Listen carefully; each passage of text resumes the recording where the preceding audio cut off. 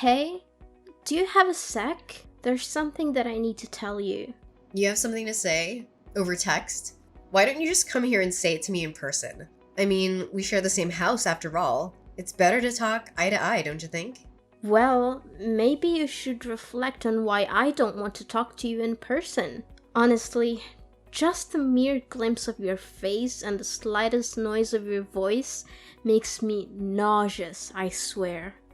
Sweetie, there's really no need to use such awful language with me. I was just making a suggestion. Don't call me sweetie, and stop pretending to be my mom. You'll never replace her, got it? You may have been married to my dad, but you will never be my mother. Never. So, stop bossing me around. I hate it when you act like that.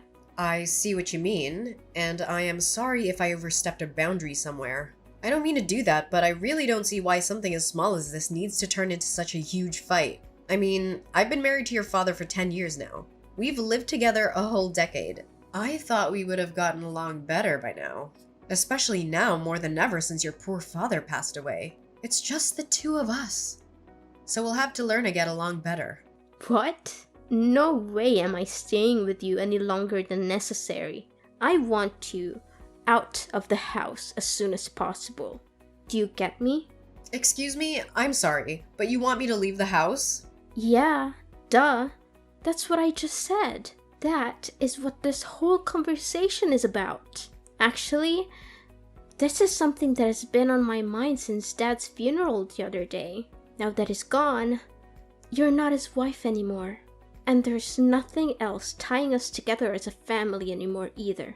You're nothing to either him or me now. Do you get it?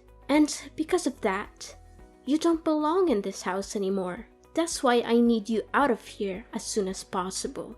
Wait, hold on a second. I'm sorry, but I don't think that I'm following here. Where is all this coming from all of a sudden?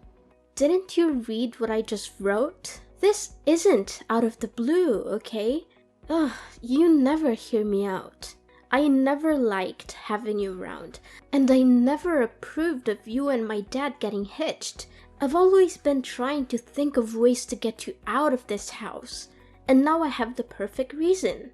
I only have one mom. You just barge into our lives pretending to be someone you're not. Do you really think I could ever stand someone I felt that way about? Do you even think I would desire something like that? That is why I'm seizing this opportunity to boot you out. So I never have to put up with you in my life, ever again. But, okay, look, Gabriella, I've known since before we got married that you never liked me.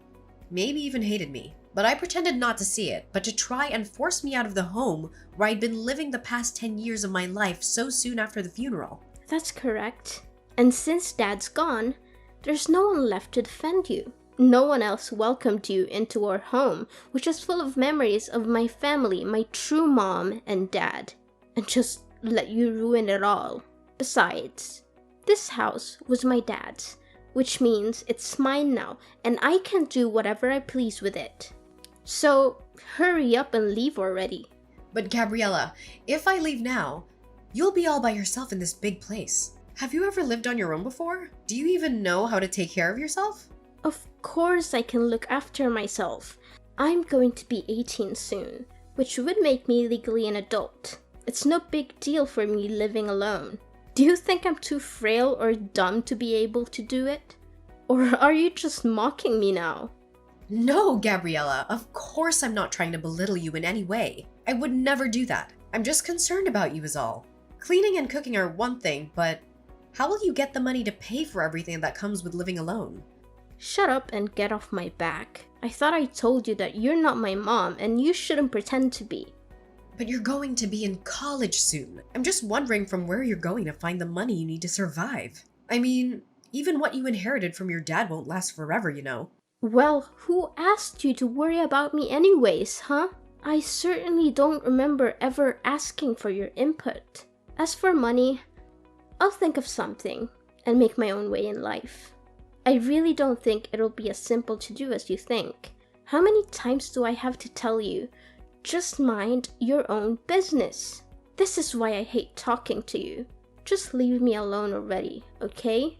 Why don't you go pack your stuff and leave, like I told you? Well, I guess if that's really how you feel about everything, then I really have no choice but to go.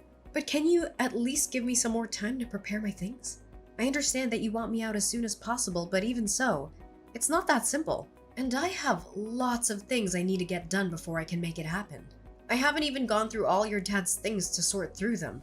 No, I won't be letting you do that. Who knows what you might try to steal if I let you go through all my dad's stuff? And besides, if I let you stay any longer, you'll just find some reason to extend your stay and so on, and nothing will change. Did you really think I'd let you get away with that? Now, I want you out of the house by the time we finish with the funeral process. I'm his daughter, which means that I get to choose who lives in his house after he's gone. And I've decided the one person the Collins house definitely doesn't need is you.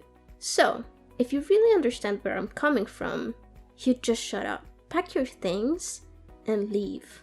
I understand. I guess I just never realized how strongly you felt about living together with me. I'll leave the house. I promise. And I promise that I'll never come back once I'm gone. But I just want to let you know that things might get really tough for you once I'm gone. You're not going to regret this, are you? Me? Regret kicking you out? As if. It'll be more like a dream come true than anything. Hey Gabriella, I just wanted to text you and let you know that I've finished moving all my stuff out of the house. I also wanted to take a moment to thank you for everything, even though we didn't always see eye to eye. And who gave you the green light to text me? Did I ever ask about your moving progress? Did I mention needing a report from you? Frankly, if you're not going to respect my wish to cut ties, I'll just go ahead and block you. No, you're right. I'm sorry for reaching out like this. You won't hear from me again after this, I promise. But there's one last thing about the house's rent. I know it's been a tough month, so you won't have to pay this time. However, starting next month, I'll need to collect rent from you. Rent? For what exactly? The house? What on earth are you talking about? Well, yes, I'm talking about the house, actually. Because we've been living together as a family this whole time. It wasn't necessary. But since you don't want anything to do with me as your family anymore, that just makes me your landlord now. Have you completely lost your mind? Why would I pay you rent to stay in my dad's house? Why, you ask? Well, because the house is actually under my ownership. Wait, what? What are you talking about? I don't understand. What? Ugh, Gabriella, had you not heard about that? Yes, I hold the deed to the house where we all used to live. What? That's not true.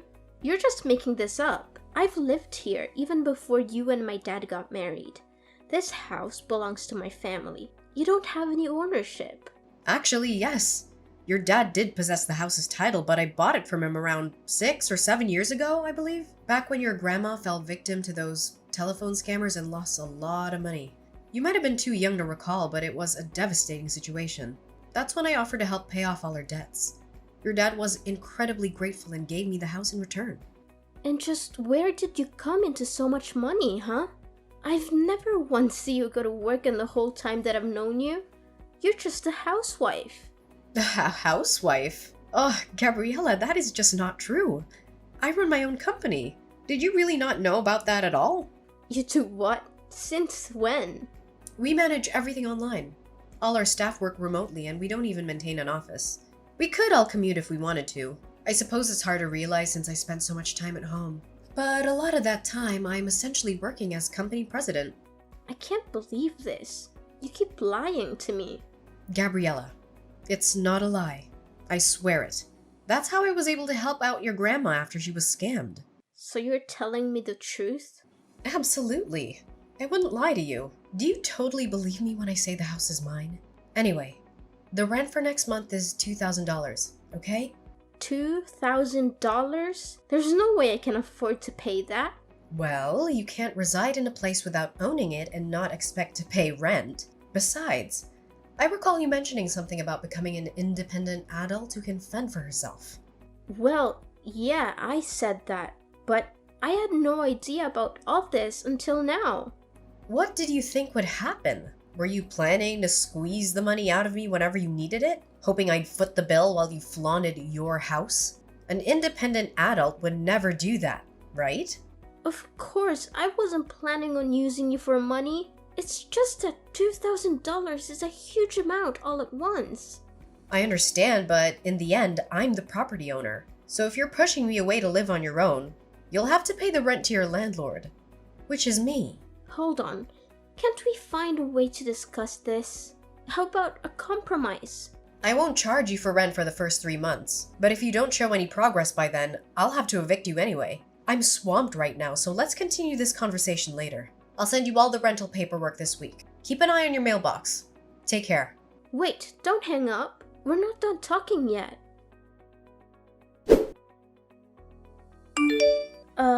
Lainey, are you there? I have something I need to talk to you about. Oh, Gabriella. Sure. What can I do for you?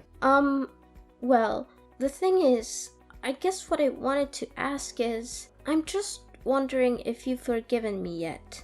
Forgiven you for what? What are you talking about?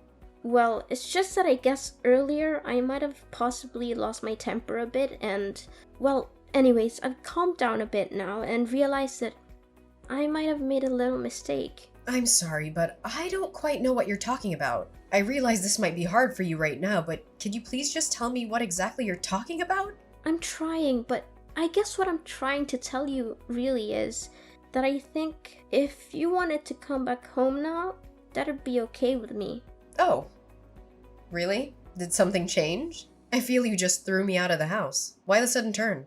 Well, yeah, I did do that. But then with you gone, I guess I kind of realized just how much you did around the house and how much there is to do without you. So, I guess that's why. I think you should just really say what you're actually thinking. It'd save us both so much time. But if you're starting to see that managing a house all on your own is hard work, then yes, I completely agree with you. And so now I'm guessing that you don't have the money to pay rent? That you've changed your mind about kicking me out? I mean, if you word it like that, then...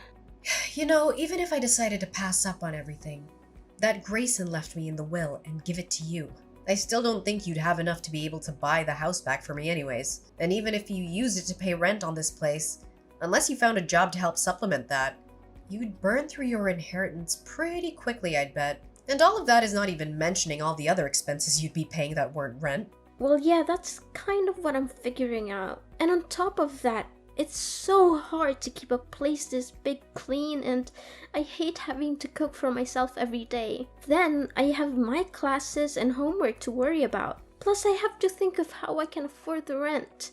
It's just been making me feel ill both physically and mentally. But of course it is. I figure that living on your own might be especially hard for someone like you. I hope the cooking is going well because I don't remember you helping out in the kitchen once, ever. And yet for some reason you thought you were ready to maintain a whole house by yourself? You're right. And I guess I just never realized all the things that you actually did do for all of us when we lived together. That's why I want to really, sincerely apologize for the bratty attitude that I treated you with the other day. I promise to never throw you out of the house again. You always pretended not to see how I really felt about you, but I don't want you to do that anymore. I promise that I'll do my best to see that we get along. So please come back. Yeah, I don't think so. But I just apologized. You hated me so much that you couldn't hold back from throwing me out of my own house, just days after your dad's funeral. And now you only want me to come back because you're getting a taste of the real world. And you're realizing that it's not so easy on your own. I mean, have you put any thought into how you're going to go on like this? But I apologized. I thought about what I did and realized just how much trouble I caused you over the years.